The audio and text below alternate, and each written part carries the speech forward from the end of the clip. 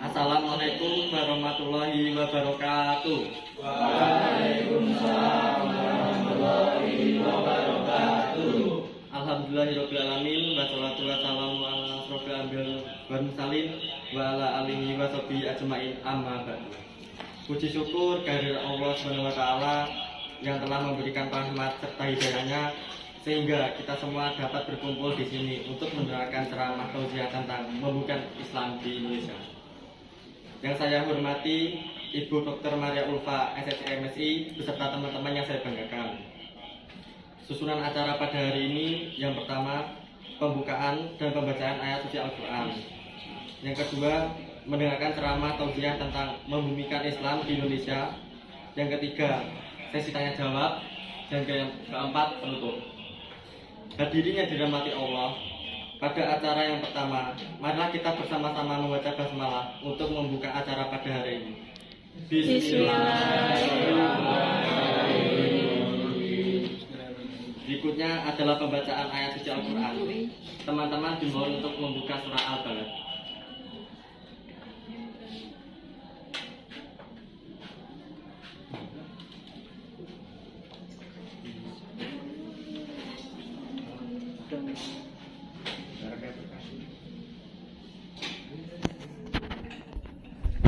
Sudah dibuka? Mari kita mulai. A'udzubillahi minasyaitonirrajim. Bismillahirrahmanirrahim. Wa uqsimu bihadzal balad wa anta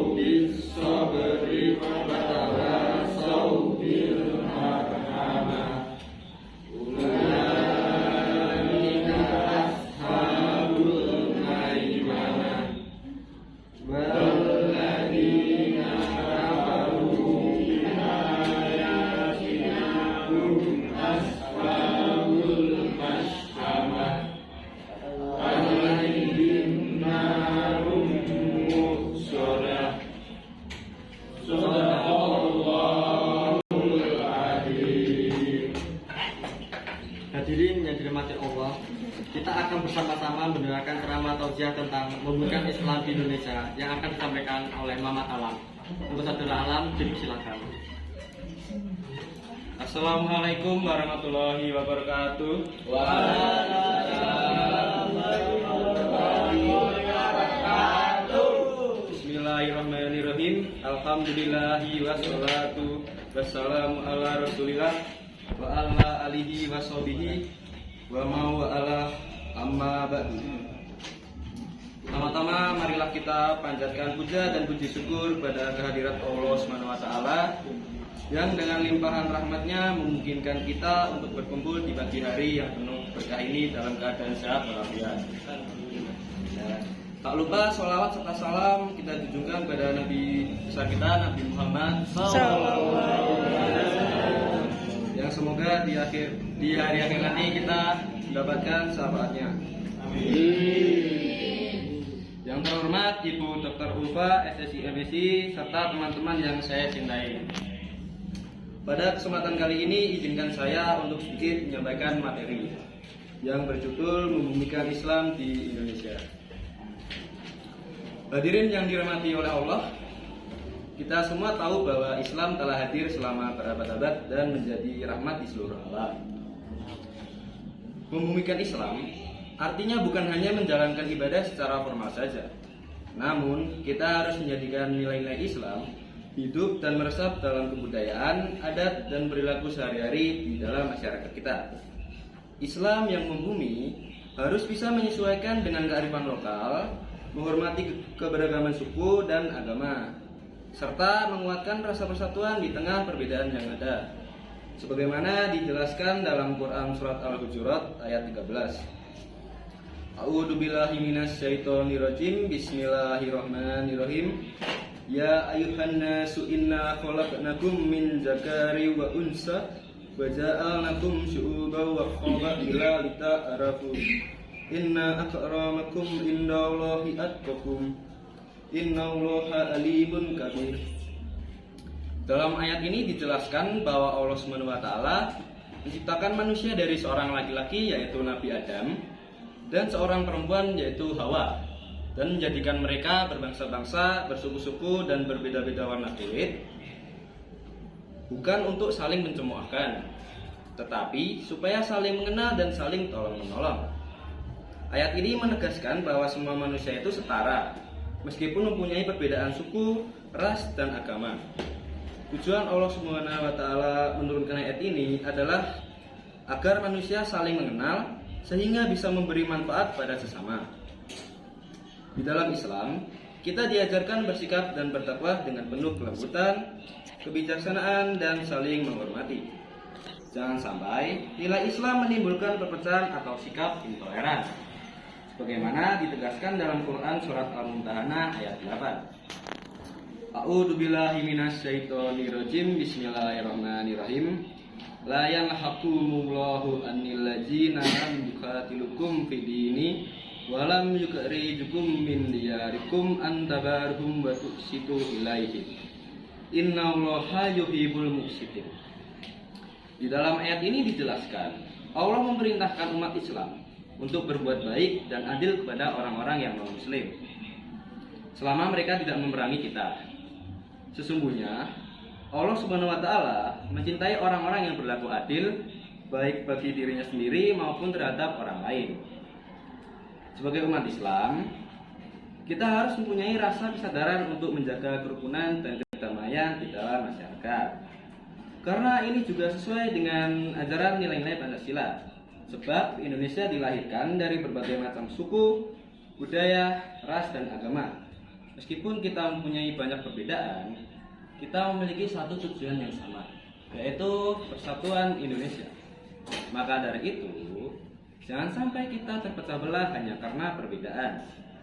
Intinya, menjaga kerukunan di tengah keberagaman masyarakat Indonesia harus menjadi tanggung jawab setiap individu. Kenapa demikian? Supaya tercipta suasana harmonis, tentram, dan damai, yang pada akhirnya memperkuat rasa persatuan dan kesatuan bangsa. Dengan sikap ini, Islam bukan hanya menjadi ajaran spiritual, tetapi juga menjadi kekuatan sosial yang membangun kebersamaan dan kedamaian. Teman-teman yang dimuliakan oleh Allah, Islam mengajarkan kita bahwa tidak ada paksaan dalam menganut agama. Karena Islam adalah agama yang mengedepankan kebebasan memilih dan tidak boleh memaksa orang lain untuk beriman. Karena setiap orang berhak menjalankan agamanya masing-masing. Jadi kita harus bertoleransi tanpa mencampur adukan ibadah. Untukmu agamamu dan untukku agamaku.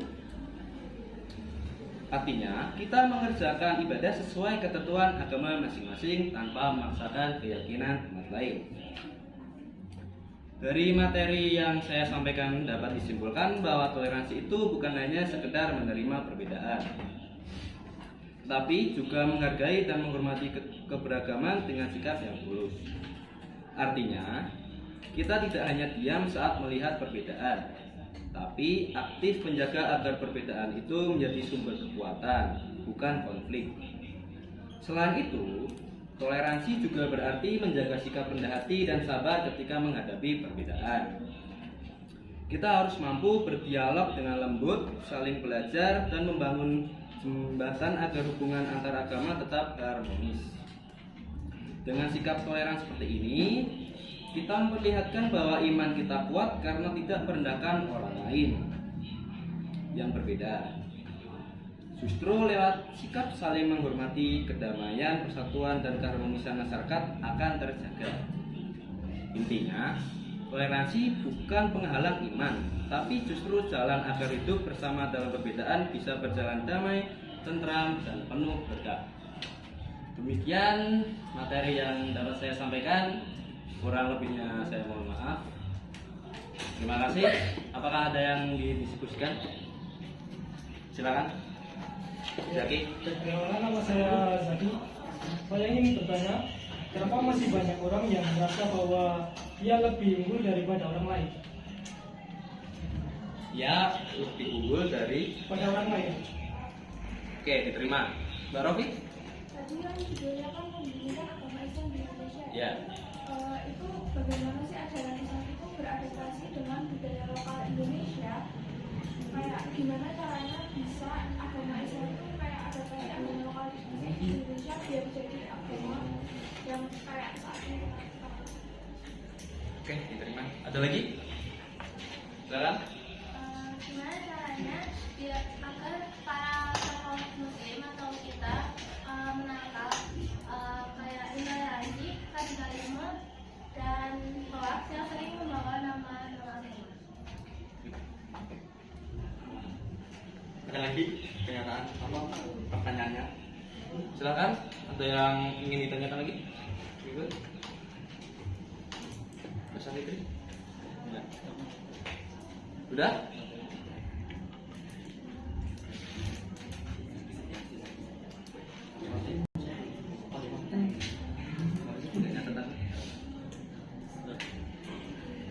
Dengan budaya lokal di Indonesia melalui proses akulturasi dan islamisasi kultural yang secara damai.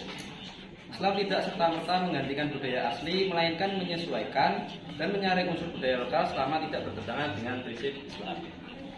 Jadi ini apa ya, lewat Wali Songo. Pak, sudah cukup ya. Apa ingin menambahi? Boleh? Sudah cukup, oke. Selanjutnya saya akan menjawab pertanyaan dari Zaki. Kenapa masih banyak orang yang merasa bahwa orang itu unggul daripada orang lain? Kesalahpahaman konsep keunggulan, pengaruh sifat ujub dan kesombongan, kurangnya pemahaman tentang pentingnya takwa dan ikhlas, serta kondisi mental yang rendah diri memicu kompleks superioritas. Islam sendiri mengajarkan bahwa keunggulan sejati bukan dari lupa atau harta, melainkan dari ketakwaan kepada Allah dan hati yang ikhlas. Apakah sudah cukup menjawab? Cukup. Ya, Kalau menambahkan boleh toh? Sudah, oke.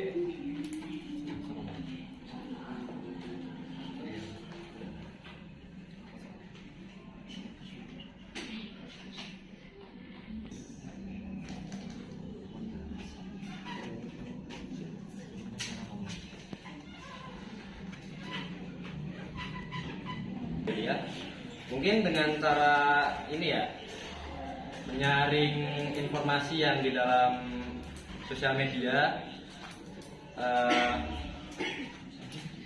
harus bisa memilah dan memilih. Jadi biar tidak termakan oleh hoax, kita harus mencari sumber kebenarannya, itu sumber resmi atau cuma omongan lisan. Kan kita harus membuktikannya dengan itu menyusuri berita atau narasi tersebut. Apakah sudah cukup menjawab atau ingin menambahkan? Ada yang ingin didiskusikan kembali, teman-teman?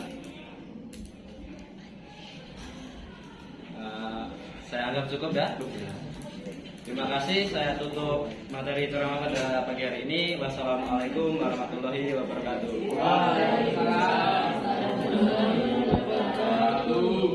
Demikianlah acara pada hari ini. Mohon maaf apabila ada kekurangan dan tutur kata.